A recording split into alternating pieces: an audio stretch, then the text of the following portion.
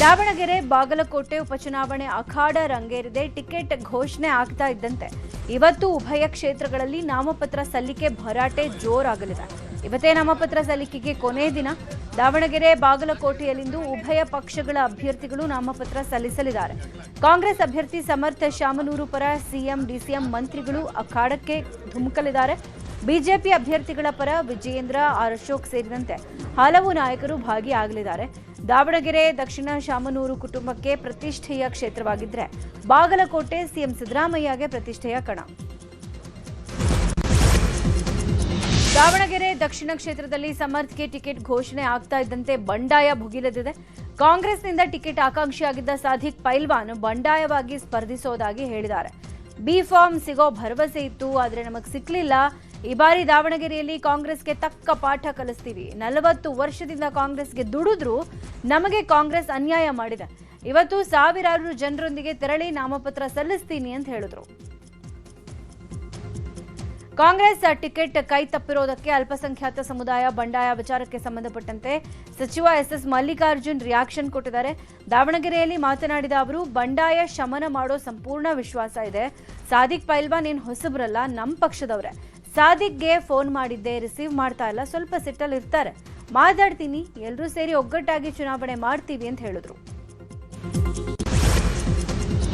Ticket ಘೋಷಣೆ ಆಗ್ತಾ ಇದ್ದಂತೆ ಅಭ್ಯರ್ಥಿಗಳಿಗೆ ಕೆಪಿಸಿಸಿ ಅಧ್ಯಕ್ಷ ಡಿಕೆ ಶಿವಕುಮಾರ್ ಬಿ ಫಾರ್ಮ್ ವಿತರಿಸಿದ್ದಾರೆ. ದಾವಣಗೆರೆ ಕ್ಷೇತ್ರದ ಅಭ್ಯರ್ಥಿ ಸಮರ್ಥ ಪರ ಸಚಿವ ಮಲ್ಲಿಕಾರ್ಜುನ್ ಬಿ ಫಾರ್ಮ್ ಪಡ್ಕೊಂಡ್ರೆ, ಬಾಗಲಕೋಟೆ ಅಭ್ಯರ್ಥಿ ಪರ ಉಮೇಶ್ ಅಮೇಟಿ ಪರವಾಗಿ ಮಂಜುನಾಥ್ ಬಿ ಫಾರ್ಮ್ ಪಡ್ಕೊಂಡಿದ್ದಾರೆ. ಇವತ್ತು ಸಿಎಂ ಡಿಸಿಎಂ ದಾವಣಗೆರೆ ಹಾಗೂ ಬಾಗಲಕೋಟೆ ಕ್ಷೇತ್ರಕ್ಕೆ ತೆರಳಲಿದ್ದಾರೆ. ಇದೇ ವಿಚಾರವಾಗಿ ಮಾತನಾಡಿದ ಡಿಕೆಶಿ, ನಾನು ಸಿಎಂ ಕೆಲ ನಾಯಕರು 2 ಕ್ಷೇತ್ರಗಳಿಗೆ ಹೋಗ್ತೀವಿ.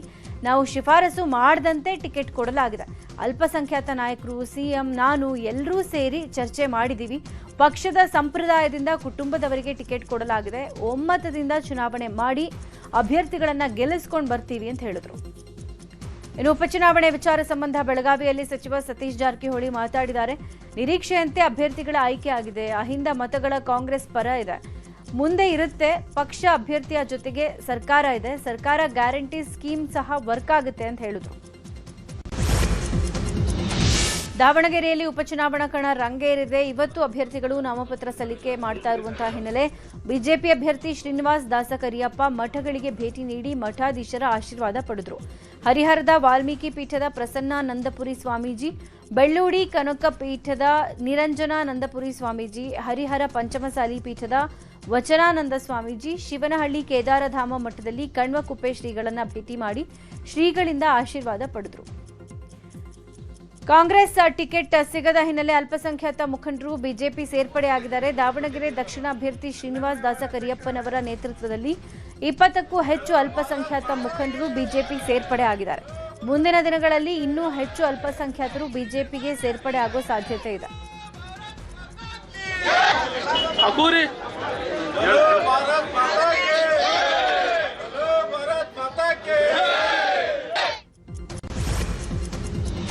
ಬಾಗಲಕೋಟೆ ಕ್ಷೇತ್ರದಲ್ಲಿ ಉಮೇಶ್ ಮೇಟಿಗೆ ಕಾಂಗ್ರೆಸ್ ಟಿಕೆಟ್ ಘೋಷಣೆ ಆಗ್ತಾ ಇದ್ದಂತೆ ಕುಟುಂಬ ಒಂದಾಗಿದೆ. ನ್ಯೂಸ್ 18 ಜೊತೆ ಮಹಾದೇವಿ ಮೇಟಿ ಮಾತನಾಡಿದ್ದು, ನಮ್ಮ ಕುಟುಂಬಕ್ಕೆ ಟಿಕೆಟ್ ಕೊಟ್ಟಿರೋದು ಖುಷಿಯಾಗಿದೆ. ನಾನು ಉಮೇಶ್ ಮೇಟಿ ಅವರಿಗೆ ಟಿಕೆಟ್ ಕೊಡಿ ಅಂತ ಬೇಡಿಕೆ ಇಟ್ಟಿದ್ದೆ, ಅದರಂತೆ ಟಿಕೆಟ್ ಕೊಟ್ಟಿದ್ದಾರೆ. ಕಾಂಗ್ರೆಸ್ ಪಕ್ಷ, ಸಿಎಂ, ಡಿಸಿಎಂ ಅವರಿಗೆ ಧನ್ಯವಾದ ಸಲ್ಲಿಸ್ತೀನಿ. ನಮ್ಮ ಅಣ್ಣನ ಪರವಾಗಿ ಪ್ರಚಾರ ಮಾಡಿ ಗೆಲ್ಲಿಸೋ ಪ್ರಯತ್ನ ಮಾಡ್ತೀವಿ. ಎಲ್ಲರೂ ಒಂದಾಗಿ ಚುನಾವಣೆ ಎದುರಿಸ್ತೀವಿ ಅಂತ ಹೇಳಿದ್ದಾರೆ. ಬಾಗಲಕೋಟೆಗೆ ಬಿಜೆಪಿ ರಾಜ್ಯಾಧ್ಯಕ್ಷ ಬಿವೈ ವಿಜಯೇಂದ್ರ ಆಗಮಿಸಿದ್ರು. ಜಿಲ್ಲಾ ಬಿಜೆಪಿ ಕಚೇರಿಯಲ್ಲಿ ಮಾಧ್ಯಮ ಕೇಂದ್ರ ಉದ್ಘಾಟನೆ ಮಾಡಿದ್ದಾರೆ. ಬಳಿಕ ಬಿಜೆಪಿ ಅಭ್ಯರ್ಥಿ ಡಾಕ್ಟರ್ ವೀರಣ್ಣ ಚರಂತಿಮಠ ಅವರಿಗೆ ಬಿಜೆಪಿ ರಾಜ್ಯಾಧ್ಯಕ್ಷ ಬಿವೈ ವಿಜಯೇಂದ್ರ ಬಿ ಫಾರ್ಮ್ ಕೊಟ್ಟಿದ್ದಾರೆ. ಹುಬ್ಬಳ್ಳಿಯಲ್ಲಿ ಬಿಜೆಪಿ ರಾಜ್ಯಾಧ್ಯಕ್ಷ ವಿಜೇಂದ್ರ ಬೀದಿ ಬದಿ ಮಿರ್ಚಿ ಗಿರ್ಮಿಟ್ ಸವಿದಿದ್ದಾರೆ. ಹುಬ್ಬಳ್ಳಿ ಕುಸುಗಲ್ ರಸ್ತೆಯ ಸಿದ್ದಾರೂಢ ಸೆಂಟರ್ನಲ್ಲಿ ಮಿರ್ಚಿ ಬಜ್ಜಿ ತಿಂದಿದ್ದಾರೆ. ವಿಜೇಂದ್ರಗೆ ಸ್ಥಳೀಯ 10 ಮುಖಂಡರು ಸಾಥ್ ಕೊಟ್ಟಿದ್ರು. ವಿಜೇಂದ್ರ ಜೊತೆ ಬಿಜೆಪಿ ಕಾರ್ಯಕರ್ತರು ಫೋಟೋಗಾಗಿ ಮುಗಿಬಿದ್ರು. ರಾಜ್ಯ ಕಾಂಗ್ರೆಸ್ ನಾಯಕರಿಗೆ ಬೈ ಎಲೆಕ್ಷನ್, ಪಂಚರಾಜ್ಯ ಎಲೆಕ್ಷನ್ ಗೆಲ್ಲೋ ಸವಾಲು ನೀಡಲಾಗಿದೆ. ಸಿಎಂ ಸಿದ್ದರಾಮಯ್ಯಗೆ ಕೇರಳ ಹೊಣೆ, ಡಿಸಿಎಂ ಡಿಕೆಶಿಗೆ ಅಸ್ಸಾಂ ಜವಾಬ್ದಾರಿ, ಹಾಗೆ ಸಚಿವರಿಗೂ ಎಲೆಕ್ಷನ್ ಕೆಲಸಗಳನ್ನು ವಹಿಸಲಾಗಿದೆ.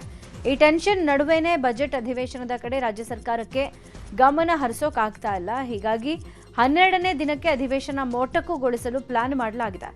ಇವತ್ತು 10ನೇ ದಿನಕ್ಕೆ ಬಜೆಟ್ ಅಧಿವೇಶನ. ಇವತ್ತು ಬಜೆಟ್ ಮೇಲೆ ಚರ್ಚೆ ಮುಂದುವರಿಯಲಿದೆ. ಮಂಗಳವಾರ ಬುಧವಾರ ಬಜೆಟ್ ಚರ್ಚೆ ಮೇಲೆ ಸಿಎಂ ಉತ್ತರ ಕೊಡ್ತಾರೆ.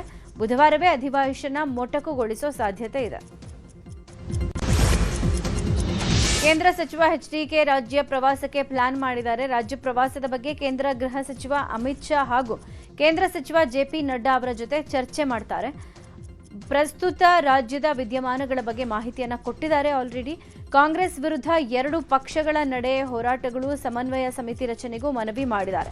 ಈ ವರ್ಷದ ಅಂತ್ಯದಿಂದಲೇ ಕಾಂಗ್ರೆಸ್ ವಿರುದ್ಧ ರಣತಂತ್ರ ರೂಪಿಸಿ ಮುಂಬರೋ ಸ್ಥಳೀಯ ಸಂಸ್ಥೆಗಳ ಚುನಾವಣೆ ಗೆಲ್ಲೋ ಕೆಲಸ ಮಾಡಬೇಕು, ಅದಕ್ಕಾಗಿ ನಾಯಕರಿಗೆ ಸಂದೇಶ ಕೊಡಿ ಅಂತ ಮನವಿ ಮಾಡಿದಾರಂತೆ. ವೀರಶೈವ ಲಿಂಗಾಯತ ಮಹಾಸಭಾದ 24ನೇ ರಾಷ್ಟ್ರೀಯ ಅಧ್ಯಕ್ಷರಾಗಿ ಸಚಿವ ಈಶ್ವರ್ ಖಂಡ್ರೆ ಆಯ್ಕೆಯಾದ ಹಿನ್ನೆಲೆ ತವರು ಜಿಲ್ಲೆ ಬೀದರ್ನಲ್ಲಿ ಸಚಿವ ಈಶ್ವರ್ ಖಂಡ್ರೆಗೆ ಅಭಿನಂದನಾ ಸಮಾರಂಭ ಏರ್ಪಡಿಸಲಾಗಿತ್ತು. ಸಮಾರಂಭಕ್ಕೂ ಮುನ್ನ ತೆರೆದ ವಾಹನದಲ್ಲಿ ಸಚಿವ ಈಶ್ವರ್ ಖಂಡ್ರೆ ಅವರ ಭವ್ಯ ಮೆರವಣಿಗೆ ನಡೆಯಿತು. ಸಾವಿರಾರು ಸಂಖ್ಯೆಯಲ್ಲಿ ಅಭಿಮಾನಿಗಳು ಭಾಗಿಯಾಗಿ ಈಶ್ವರ್ ಖಂಡ್ರೆಗೆ ಜೈಕಾರ ಕೂಗಿದರು.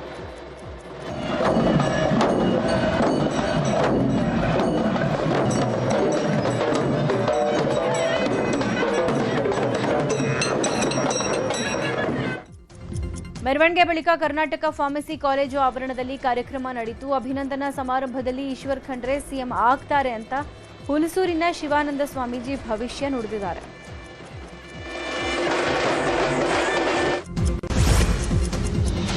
ಗ್ರೇಟರ್ ಬೆಂಗಳೂರು ಚುನಾವಣೆಗೆ ಬಿಜೆಪಿ ಭರ್ಜರಿ ಸಿದ್ಧತೆ ಆರಂಭ ಮಾಡಿಕೊಂಡಿದೆ. ಜಿಬಿಎದ 5 ಪಾಲಿಕೆ ಹಾಗೂ ಬೆಂಗಳೂರಿನ 28 ವಿಧಾನಸಭೆ ಕ್ಷೇತ್ರಗಳಿಗೂ ಉಸ್ತುವಾರಿಗಳ ನೇಮಕ ಮಾಡಲಾಗಿದೆ. ಬಿವೈ ವಿಜೇಂದ್ರ, ಅಶೋಕ್ ಛಲವಾದಿ, ನಾರಾಯಣಸ್ವಾಮಿ, ವಿ ಸೋಮಣ್ಣ, ಶೋಭಾ ಕರಂದ್ಲಾಜೆ ಸೇರಿದಂತೆ ಪ್ರಮುಖರು ಜವಾಬ್ದಾರಿಯನ್ನು ಹಂಚಿಕೊಂಡಿದ್ದಾರೆ. ಈ ಬಾರಿ ಬೆಂಗಳೂರು ಗೆಲ್ಲೋಕೆ ಬಿಜೆಪಿ ನಾಯಕರು ಭಾರೀ ರಣತಂತ್ರ ರೂಪಿಸುತ್ತಿದ್ದಾರೆ. ಕನ್ನಡ ಮತ್ತು ಸಂಸ್ಕೃತಿ ಇಲಾಖೆ ಸಚಿವ ಶಿವರಾಜ್ ತಂಗಡಗಿ ಆರೋಗ್ಯದಲ್ಲಿ ದಿಢೀರಂತ ಏರುಪೇರು ಉಂಟಾಯಿತು. ಶಿವರಾಜ್ ತಂಗಡಗಿ ಕೊಪ್ಪಳದಿಂದ ಬೆಂಗಳೂರಿಗೆ ಬರ್ತಾ ಇದ್ದಾಗ ಎದೆ ನೋವು ಕಾಣಿಸಿಕೊಂಡಿದೆ. ಕೂಡಲೇ ತುಮಕೂರಿನ ಸಿದ್ಧಗಂಗಾ ಆಸ್ಪತ್ರೆಗೆ ದಾಖಲಿಸಿ ಚಿಕಿತ್ಸೆಯನ್ನ ಪಡ್ಕೊಂಡಿದ್ದಾರೆ. ತಪಾಸಣೆ ಮಾಡಿದ ವೈದ್ಯರು ಆರೋಗ್ಯ ಸಮಸ್ಯೆ ಏನಿಲ್ಲ, ಇದು ಗ್ಯಾಸ್ಟ್ರಿಕ್ ಆಗಿದೆ ಅಂತ ಹೇಳಿದ್ದಾರೆ. ಚಿಕಿತ್ಸೆ ಪಡೆದ ಬಳಿಕ ಮಾತನಾಡಿದ ಸಚಿವರು, ಆರೋಗ್ಯವಾಗಿದ್ದೀನಿ, ಆತಂಕ ಪಡೋ ಅಗತ್ಯ ಇಲ್ಲ. ಹಿಂದೆ ಯಾವತ್ತೂ ಈ ರೀತಿ ಆಗಿರಲಿಲ್ಲ, ನನಗೆ ಯಾವುದೇ ಸಮಸ್ಯೆ ಇರಲಿಲ್ಲ ಅಂತ ಹೇಳಿದ್ರು. ರಾಜ್ಯದಲ್ಲಿ ದಿನದಿಂದ ದಿನಕ್ಕೆ ಒಳ ಮೀಸಲಾತಿ ಕಿಚ್ಚು ಜೋರಾಗ್ತಾ ಇದೆ. ಇವತ್ತು ಸಚಿವ ಮಹದೇವಪ್ಪ ಸ್ವಕ್ಷೇತ್ರ ಟಿ ನರಸೀಪುರದಿಂದ ಮೈಸೂರಿನ ಡಿಸಿ ಕಚೇರಿಯವರೆಗೂ ಬಲಗೈ ಸಮುದಾಯ ಪಾದಯಾತ್ರೆ ಹಮ್ಮಿಕೊಂಡಿದೆ. ಬೆಳಗ್ಗೆ 6 ಗಂಟೆಗೆ ನರಸೀಪುರ ತಾಲೂಕು ಕಚೇರಿಯಿಂದ ಹೊರಟು ಮೈಸೂರಿನ ಡಿಸಿ ಕಚೇರಿಯವರೆಗೂ ನೂರಾರು ಬಲಗೈ ಸಮುದಾಯದ ಕಾರ್ಯಕರ್ತರು ಮುಂದಾಗಿದ್ದಾರೆ. ಮೀಸಲಾತಿ ಜಾರಿ ಮಾಡೋ ಸಂದರ್ಭದಲ್ಲಿ ಬಲಗೈ ಸಮುದಾಯಕ್ಕೆ ಅನ್ಯಾಯ ಆಗಬಾರದು ಅಂತ ಈ ಮೂಲಕ ಸರ್ಕಾರಕ್ಕೆ ಎಚ್ಚರಿಕೆ ಕೊಡೋಕೆ ಮುಂದಾಗಿದ್ದಾರೆ.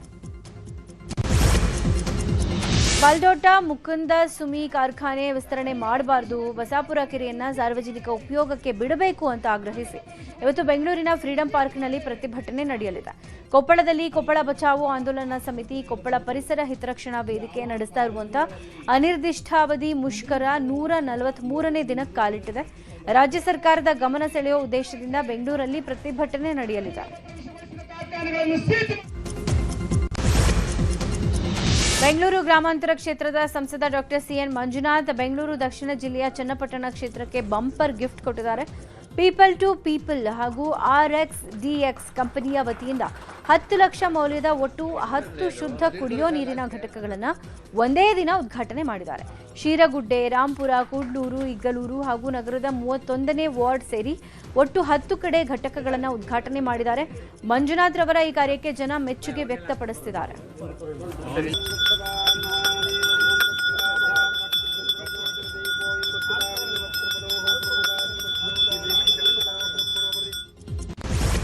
ಪ್ರಕರಣದ 14ನೇ ಆರೋಪಿ ಪ್ರದೋಷ್ ಜಾಮೀನು ಕೋರಿ ಅರ್ಜಿ ಸಲ್ಲಿಸಿದ್ದಾರೆ. 57ನೇ ಸೆಷನ್ಸ್ ಕೋರ್ಟ್ನಲ್ಲಿ ಇವತ್ತು ವಿಚಾರಣೆ ನಡೆಯಲಿದೆ. ಸುಪ್ರೀಂ ಕೋರ್ಟ್ನಲ್ಲಿ ಪ್ರದೋಷ್ ಜಾಮೀನು ರದ್ದುಗೊಂಡ ಬಳಿಕ ಪೊಲೀಸರು ಬಂಧಿಸಿ ಜೈಲಿಗೆ ಕಳುಹಿಸಿದ್ರು. ಜಾಮೀನು ರದ್ದತಿಯಾಗಿ 6 ತಿಂಗಳು ಕಳೆದ ಹಿನ್ನೆಲೆ ಇದೀಗ ಪುನಃ ಜಾಮೀನಿಗಾಗಿ ಪ್ರದೋಷ್ ಕೋರ್ಟ್ ಮೊರೆ ಹೋಗಿದ್ದಾರೆ. ಇನ್ನು ರೇಣುಕಾಸ್ವಾಮಿ ಕೊಲೆ ಸಂಬಂಧ ಇವತ್ತೂ ಕೂಡ ಸಾಕ್ಷಿಗಳ ವಿಚಾರಣೆ ನಡೆಯಲಿದೆ. ಕೊಲೆ ಪ್ರಕರಣದ ಟ್ರಯಲ್ ನಡೀತಾ ಇರೋದ್ರಿಂದ ಜೈಲಲ್ಲಿರುವ ನಟ ದರ್ಶನ್ ಹಾಗೂ ಪವಿತ್ರ ಗೌಡ ಸೇರಿದಂತೆ 7 ಮಂದಿಯನ್ನ ವಿಡಿಯೋ ಕಾನ್ಫರೆನ್ಸ್ ಮೂಲಕ ಕೋರ್ಟ್ಗೆ ಹಾಜರುಪಡಿಸಲಿದ್ದಾರೆ. ಬೆಂಗಳೂರಿನ ಅನಿಲ್ ಕುಂಬ್ಳೆ ಸರ್ಕಲ್ನಲ್ಲಿ ಐಷಾರಾಮಿ ಕಾರ್ ಡ್ರಿಫ್ಟಿಂಗ್ ಪ್ರಕರಣಕ್ಕೆ ಟ್ವಿಸ್ಟ್ ಸಿಕ್ಕಿದೆ. ಮುತ್ತಪ್ಪ ರೈ ಪುತ್ರ ರಿಕ್ಕಿ ರೈ ಕಾರ್ ಡ್ರಿಫ್ಟ್ ಮಾಡಿದ್ದು ಕಬ್ಬನ್ ಪಾರ್ಕ್ ಸಂಚಾರ ಪೊಲೀಸ್ ಠಾಣೆಯಲ್ಲಿ ಕಾರನ್ನು ಸೀಸ್ ಮಾಡಲಾಗಿದೆ. ವಿಚಾರಣೆಗೆ ಹಾಜರಾಗುವಂತೆ ರಿಕ್ಕಿ ರೈಗೆ ನೋಟಿಸ್ ಕೂಡ ಕೊಡಲಾಗಿದೆ. ದೆಹಲಿಯಲ್ಲಿ ಕಾರು ಖರೀದಿಸಿದ ರಿಕ್ಕಿ ಕರ್ನಾಟಕದಲ್ಲಿ ನೋಂದಣಿಗೆ ಅರ್ಜಿ ಸಲ್ಲಿಸಿದ್ರು. ದೆಹಲಿಯಿಂದ ಎನ್ಒಸಿ ಸಿಗೋ ಮುನ್ನವೇ ಕರ್ನಾಟಕದ ನಂಬರ್ ಪ್ಲೇಟ್ ಅನ್ನು ಕಾರ್ಗೆ ಅಳವಡಿಸಿದ ಬಗ್ಗೆಯೂ ಈಗ ತನಿಖೆ ನಡೀತಾ ಇದೆ.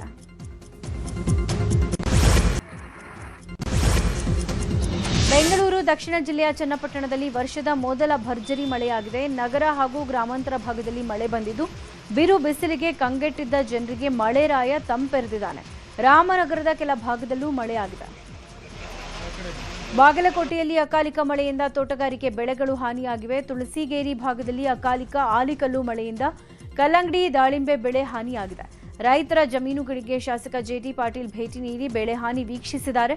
ಬೆಳೆ ಹಾನಿ ಬಗ್ಗೆ ರೈತರು ಅಳಲನ್ನ ತೋಡ್ಕೊಂಡಿದ್ದಾರೆ. ಶಾಸಕ ಜೆಟಿ ಪಾಟೀಲ್ ಸರ್ಕಾರದಿಂದ ಸೂಕ್ತ ಪರಿಹಾರ ಕೊಡಿಸೋ ಭರವಸೆ ಕೊಟ್ಟಿದ್ದಾರೆ.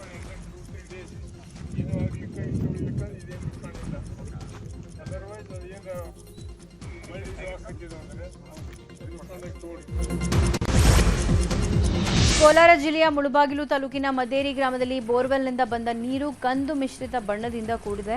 ಜಲಜೀವನ್ ಮಿಷನ್ ಯೋಜನೆಯಡಿ ಕಳೆದ 5 ತಿಂಗಳ ಹಿಂದೆ ಕೊರೆಸಿರುವಂತಹ ಬೋರ್ವೆಲ್ನಲ್ಲಿ ಕಂದು ಮಿಶ್ರಿತ ಬಣ್ಣದ ನೀರು ಬರ್ತಾ ಇದೆ. ನೀರು ಬಳಸೋಕೂ ಸಾಧ್ಯ ಇಲ್ಲ ಅಂತ ಗ್ರಾಮಸ್ಥರು ಹೇಳ್ತಿದ್ದಾರೆ. ನೀರಿಂದ ಮನೆಯಲ್ಲಿನ ಪಾತ್ರೆಗಳ ತಳವು ಕಂದು ಮಿಶ್ರಿತ ಬಣ್ಣಕ್ಕೆ ತಿರುಗಿದೆ. ಹೀಗಾಗಿ ಗ್ರಾಮದಲ್ಲಿ ಬದಲಿ ಬೋರ್ವೆಲ್ ಕೊರೆಸಬೇಕು ಅಂತ ಗ್ರಾಮಸ್ಥರು ಒತ್ತಾಯಿಸಿದ್ದಾರೆ. ಬೆಂಗಳೂರು ಹೊರವಲಯ ಆನೇಕಲ್ ಸಮೀಪದ ತಮ್ಮನಾಯಕನಹಳ್ಳಿ ಬಳಿ ಕಾಡಾನೆ ಕಾಣಿಸಿಕೊಂಡಿವೆ. ಇಲ್ಲಿನ ಎರಿಕ್ ಫೌಂಡೇಶನ್ ಫಾರ್ಮ್ ಬಳಿ 2 ಕಾಡಾನೆಗಳು ಓಡಾಡಿದ್ದು ಓಡಾಟದ ದೃಶ್ಯ ಸಿಸಿಟಿವಿಯಲ್ಲಿ ಸೆರೆಯಾಗಿದೆ. ಕಾಡಾನೆಗಳ ಓಡಾಟ ಕಂಡು ಗ್ರಾಮಸ್ಥರಲ್ಲಿ ಆತಂಕ ಮನೆ ಮಾಡಿದೆ. ಅರಣ್ಯಾಧಿಕಾರಿಗಳು ಕಾಡಾನೆಗಳ ನಿಯಂತ್ರಣಕ್ಕೆ ಮುಂಜಾಗ್ರತಾ ಕ್ರಮ ವಹಿಸ್ತಾ ಇಲ್ಲ ಅಂತ ಗ್ರಾಮಸ್ಥರು ಆಕ್ರೋಶ ಹೊರಹಾಕಿದ್ದಾರೆ. ಚಾಮರಾಜನಗರ ತಾಲೂಕು ಸಂತೇಮರಹಳ್ಳಿಯ ಮನೆಯೊಂದರಲ್ಲಿ ಸೇರ್ಕೊಂಡಿದ್ದ ಉಡವನ್ನ ಉರುಗ ತಜ್ಞ ಸ್ನೇಕ್ ಮಹೇಶ್ ರಕ್ಷಣೆ ಮಾಡಿದ್ದಾರೆ. ಉಡ ಮನೆಯೊಳಗೆ ಬಂದ್ರೆ ಕೆಡುಕು ಅನ್ನೋದೆಲ್ಲ ಕೇವಲ ಮೂಢನಂಬಿಕೆ ಅಂತ ಹೇಳಿರುವ ಸ್ನೇಕ್ ಮಹೇಶ್ ತಾವು ಸೆರೆ ಹಿಡಿದ ಉಡವನ್ನ ಸುರಕ್ಷಿತವಾಗಿ ಕಾಡಿಗೆ ಬಿಟ್ಟಿದ್ದಾರೆ. ವಿಜಯಪುರ ಜಿಲ್ಲೆಯ ಐತಿಹಾಸಿಕ ಕತಕನಹಳ್ಳಿ ಗ್ರಾಮದ ಸದಾಶಿವ ಮಠದ ಜಾತ್ರಾ ಮಹೋತ್ಸವ ಅದ್ದೂರಿಯಾಗಿ ನಡೀತಾ ಇದೆ. 5 ದಿನಗಳ ಕಾಲ ನಡೆಯುವ ಜಾತ್ರೆಯಲ್ಲಿ ಹಲವು ಧಾರ್ಮಿಕ ಹಾಗೂ ಸಾಂಸ್ಕೃತಿಕ ಕಾರ್ಯಕ್ರಮಗಳು ನಡೀತಾ ಇವೆ. ಈ ಬಾರಿಯ ಜಾತ್ರೆಯ ಅಂಗವಾಗಿ 52 ಜೋಡಿ ಸಾಮೂಹಿಕ ವಿವಾಹ ನೆರವೇರಿಸಿಕೊಂಡಿವೆ. ರಾಜ್ಯದ ವಿವಿಧ ಭಾಗಗಳಿಂದ ಆಗಮಿಸಿದ್ದ ಸಾವಿರಾರು ಭಕ್ತರು ಜಾತ್ರಾ ಮಹೋತ್ಸವದಲ್ಲಿ ಭಾಗಿಯಾಗಿದ್ದರು.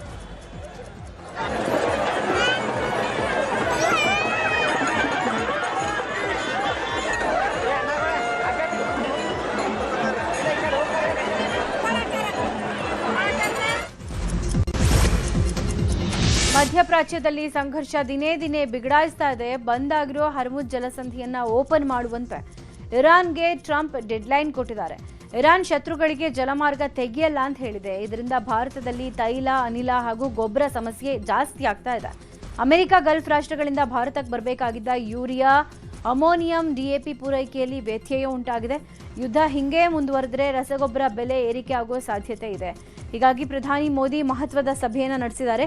ಹಿರಿಯರ ಜೊತೆಗೆ ಸಭೆಯನ್ನು ನಡೆಸಿ ಚರ್ಚಿಸಿದ್ದು ಜನರಿಗೆ ತೊಂದರೆ ಆಗದಂತೆ ಪರಿಸ್ಥಿತಿ ನಿಭಾಯಿಸಿ ಅಂತ ಸೂಚನೆ ಕೊಟ್ಟಿದ್ದಾರೆ.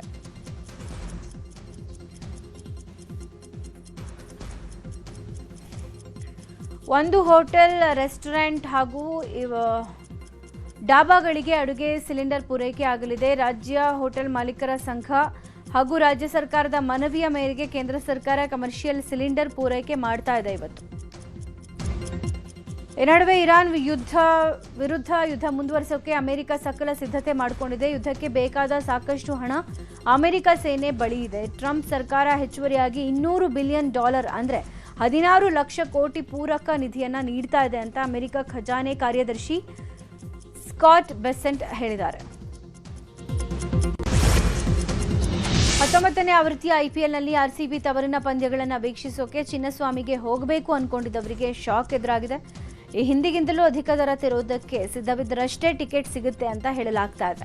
ಈ ಬಾರಿ ಟಿಕೆಟ್ ದರ ಹಿಂದಿನಿಗಿಂತಲೂ ದುಬಾರಿ ಆಗಿರುತ್ತೆ ಅಂತ ಹೇಳಲಾಗಿದ್ದು, ಕನಿಷ್ಠ ದರ $3,750 ಹಾಗೂ ಗರಿಷ್ಠ ದರ $47,000 ಆಗಿರುತ್ತೆ ಅಂತ ಹೇಳಲಾಗ್ತಾ ಇದೆ. ಡೈನಮಿಕ್ ಪ್ರೈಸಿಂಗ್ ಪಾಲಿಸಿಯಂತೆ ಬೇಡಿಕೆಯ ಅನುಸಾರ ದರ ಹೆಚ್ಚಳ ಮಾಡಲಾಗಿದೆ ಅಂತ ಹೇಳಲಾಗ್ತಿದೆ.